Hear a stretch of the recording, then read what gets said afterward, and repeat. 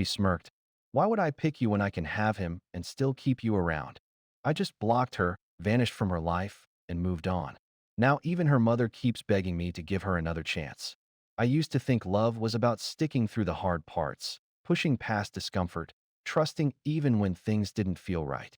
I used to tell myself that loyalty mattered more than pride. That if you really loved someone, you didn't walk away just because things got messy. Turns out, that kind of love only works when both people are playing the same game.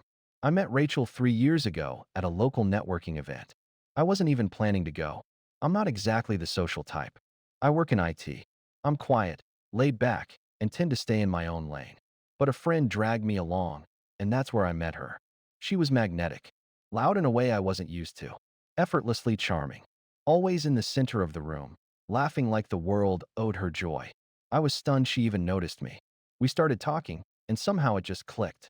She said I was refreshing, said I listened better than most guys she knew, that I didn't try too hard, and that was attractive. We started dating a few weeks later, and before I knew it, I was all in. I helped her get her first marketing job. I proofread her resume, coached her through interviews. I paid most of the rent when she said she wanted to quit her retail job and really pursue something meaningful. For a year, I picked up the slack, bills, groceries, Uber rides, late-night food runs. I never minded. I believed in her. She had dreams. She wanted to start a social media consultancy. I even helped her build a basic website, bought her domain, set up the SEO, all of it. I genuinely thought we were building a life together. But over time, I started noticing a pattern. She was always tired when we were alone, always distracted, phone face down on the table, constant giggles at texts she wouldn't explain. She'd go out with coworkers after work and wouldn't text me until 2 a.m. saying she was too drunk to drive home, so she was staying with a friend. It started happening almost weekly. Whenever I brought it up, she'd roll her eyes. I'm not doing anything wrong, Mike. You just don't trust me. You're smothering me. I need space to have my own life. I backed off. I figured maybe I was being insecure. Maybe I was too quiet for someone like her. Too stable. Too predictable. Like her friends always joked. Her friends never liked me. Not really. They'd smile and nod when I was around, but I could always feel the undercurrent. The way they praised other guys, flashier guys, louder ones with TikToks and leased BMWs and crypto talk, and side-eyed me when I said I was saving for a down payment on a house. Rachel never defended me. She'd just laugh along. There was one guy in particular, Ethan, who started popping up in stories more often. She said he was a coworker. Nothing like that, babe. She told me once when I asked why he kept tagging her in his stories. Ethan's just fun. Don't get all weird. Still, the late nights got more frequent. Her attention toward me dropped off a cliff. Our physical intimacy dried up completely. Her tone shifted from playful to irritated. Everything I said seemed to annoy her. And I still stayed. Because I loved her. Or at least, I loved who I thought she was. Looking back, I realize how much of myself I erased just to keep things calm. I let her friends disrespect me. I let her dismiss my concerns. I let the gut feeling in my stomach get buried under months of blind devotion. The moment everything cracked wide open was at a house party she invited me to. She said, "Ethan's throwing something casual. Just a chill night. Come if you want." That was her way of pretending she didn't care if I showed up. So I went. Because some part of me needed to see what was happening for myself. It was loud, drunk, packed with people I didn't know. Mostly 20-something marketing types, gym guys in chain necklaces, girls taking selfies in the bathroom mirror. I was awkwardly sipping a drink in the corner when I heard her voice, laughing, loud, in the kitchen. I couldn't help it. I moved closer. She didn't see me standing near the doorway. I was blocked by the angle of the fridge. She was talking to two girls I'd seen around before, one of them her friend Lexi, who really didn't like me. Rachel was leaning on the counter, red Solo cup in hand, hair falling over one eye as she said, and I swear to God I will never forget the words. "Mike, please. Why would I choose him when I can have Ethan and still keep Mike around for security?" Her friends burst out laughing. One of them said, "Girl, you're evil." And Rachel just grinned. I mean, he's basically my emotional support dog at this point. Loyal and low maintenance. I didn't move. I didn't say anything. I just stared at the floor for a few seconds, long enough for the nausea to hit me like a wave. Then I walked out. Quietly. No scene. No confrontation. I left her at that party, laughing, smug, surrounded by people who thought loyalty was something to mock. She came home drunk at 3 a.m., banging on the door. I let her in. She didn't even notice anything was off. Just mumbled something about crazy night, grabbed a bottle of water, and fell asleep with her makeup still on. The next morning, I asked her if she remembered anything she said. She blinked at me, confused. What are you even talking about? I told her what I heard, word for word. She didn't deny it. She just shrugged. Okay, maybe I said some stuff. I was drunk. Jesus, Mike. You're seriously gonna act like this is some big deal. That's when I realized. The person I loved didn't exist anymore. Or maybe she never did. I didn't yell. I didn't cry. I didn't argue. I just nodded, stood up, and said, all right. I hear you. I think she expected me to beg, or argue, or at least storm out. But I just went silent. Not for minutes, for days. And when I finally acted, it wasn't loud. It was permanent. After that conversation, I didn't say much for the next 2 days. She kept acting like nothing happened. Went out for brunch with her friends. Posted Instagram stories of mimosas and sunglasses and someone's dog in a purse. When she was home, she was on her phone, texting nonstop, barely acknowledging me. I was a shadow in my own apartment. And the more I sat with it, the clearer it became. She really didn't care. I don't know what I was expecting. Maybe some kind of remorse. An apology. At the very least, some discomfort. But she was calm, comfortable, like she'd finally put me in my place. And now I could just stay there. She came home late again that Wednesday. I was sitting on the couch, scrolling through old emails, looking at my original apartment lease from before we moved in together. She tossed her keys on the counter and said, I swear, Ethan's boss is such a dick. We were at work till 9, and he still made us stay for a debrief. I didn't say anything. She kicked off her shoes, walked past me, then doubled back when she realized I hadn't responded. Okay, what's this weird vibe? Are you still mad about the party? Seriously. I looked up at her. Calm. Flat. Empty. I'm not mad. I just finally heard you clearly. She rolled her eyes. God, you're so sensitive. I already said I was drunk. I was just venting. You act like I cheated or something. I stood up, walked past her, and started quietly folding a few shirts into my backpack. Nothing dramatic. Just the basics. Clothes. Laptop. Chargers. Toothbrush. Her tone shifted fast. What are you doing? Packing. For what? For good. She laughed. Actually laughed. You're being ridiculous. You're seriously walking away because I've in it to my friends while drunk. I zipped the bag. No. I'm walking away because you meant it. And I finally believe you. She started pacing, arms crossed. That defensive little smirk she used when she was trying to control the conversation. Mike, grow up. Everyone says dumb stuff. You're not perfect either. Okay. You've got no ambition, you're predictable, and you've never understood what I actually need. I slung the backpack over my shoulder. Then this should be a relief. She scoffed. Where are you even gonna go? What are you gonna do? You don't have friends. You don't do anything. You're boring. I opened the door, stepped into the hallway. Maybe. But I'd rather be boring alone than disrespected at my own home. And with that, I left. No yelling. No begging. No last look. Just gone. I stayed in a cheap hotel for the first few nights. Then I found a short-term lease about 40 minutes away in a smaller town. It wasn't much, one bedroom, old kitchen, creaky floorboards. But it was mine. Peaceful. Silent. I blocked her number. Deleted all our shared accounts. Changed every password. Removed myself from the lease. Called the landlord and told him I'd forfeit the deposit. I didn't care. I just wanted clean lines. She didn't contact me right away. I think she thought I'd come crawling back. A week passed. Then 2. Then the text started. New number. Mike, this is childish. We need to talk. Blocked. Then a different number. I didn't cheat. You're making up stuff in your head. At least be an adult and talk to me. Blocked again. The messages kept coming, random bursts of sweetness, then guilt-tripping, then sarcasm. I never responded. Not once. Silence was the only thing I had left, and it felt more powerful than anything I could have said. I started going to the gym. Not for revenge. Not to show her. Just because I needed something to do with all that energy that used to go into loving someone who didn't care. I reconnected with my brother. Took on extra freelance projects. I stopped trying to fix things that weren't mine to fix. I stopped explaining myself to people who would only twist my words. I started sleeping through the night again. And slowly, almost without realizing it, I stopped thinking about her. 3 months later, A friend I hadn't heard from in a while sent me a screenshot. It was from Rachel's Instagram story. A blurry photo of a drink. Some sad caption like, "Never trust people who pretend to care." Another one showed her sitting on a couch alone, wine glass in hand. The vibe was off. Empty. Performed. The friend added, "She and Ethan aren't a thing anymore. He's seeing someone else. Just thought you should know." I didn't respond. I just archived the message. I wasn't surprised. Ethan was always that guy. Fun. Flirty. Slippery. The kind who plays the game well enough to make you think he'll stay. But he never does. Rachel thought she could juggle me and him forever. She thought I'd be her emotional backup generator, always there when things failed. But I cut the cord. Quietly. Fully. And that silence?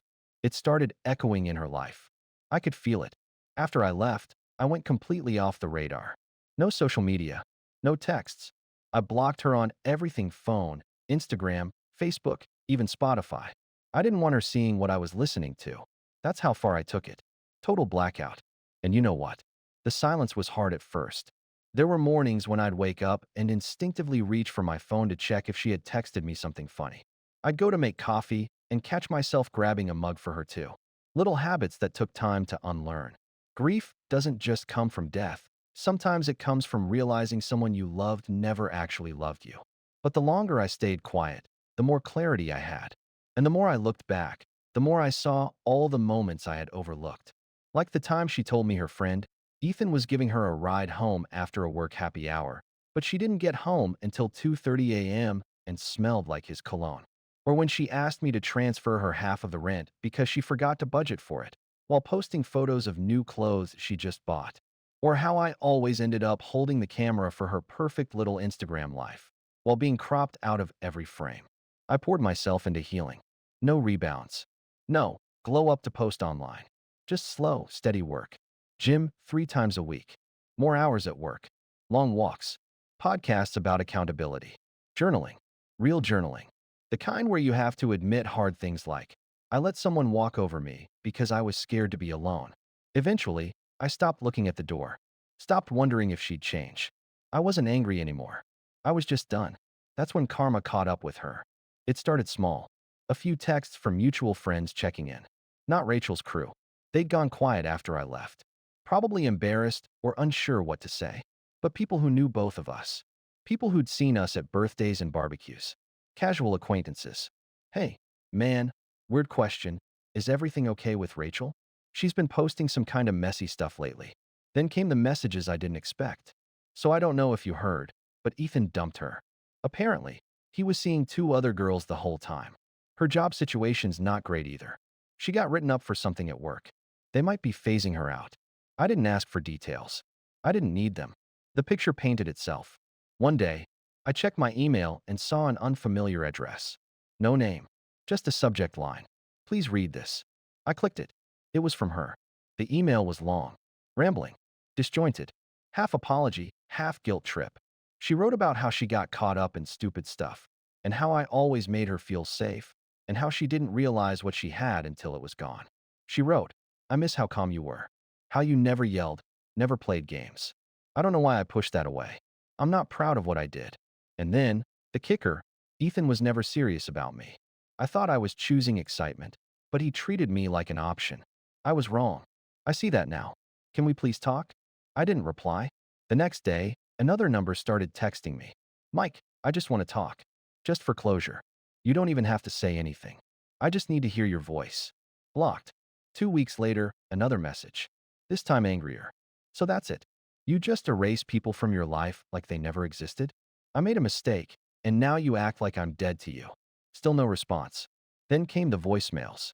The first one was quiet. She sounded tired. Maybe crying. "I know I hurt you. I don't expect you to forgive me, but please don't hate me. I hate myself enough for both of us." The next one, 2 days later, was bitter. "You're being so cold. I thought you were supposed to be the good guy. Guess not." I didn't listen to the rest. Just deleted it. The final one was full-on rage. "You're a coward. You're pathetic. You think ignoring me makes you better than me? You were boring and I settled for you. And now you're acting like you're above me? F asterisk asterisk KU Mike." That one told me everything I needed to know. There was never remorse. Just regret that I wasn't still available to absorb her chaos. Then something happened I really didn't expect. Her mother called me. When Rachel's number showed up on my phone again, I blocked it like the rest. But then, I got a call from a number I did recognize, her mom's. I stared at the screen for a second. I hadn't spoken to her since the time Rachel asked me to help her set up a surprise birthday dinner. Back when her mom used to call me, the only real man she ever brought around. I let it go to voicemail. Hi, Mike.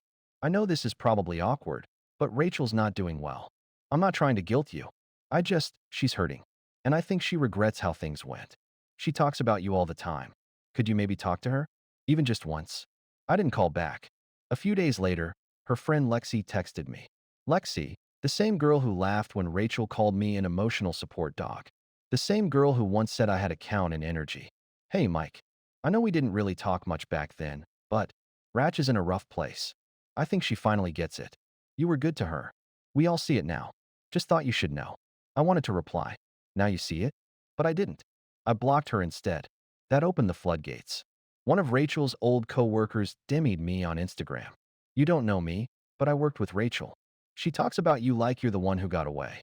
Not trying to overstep, but she's been different lately. Quieter. More grounded. Maybe she's finally grown up. And then Rachel tried again. Another new number.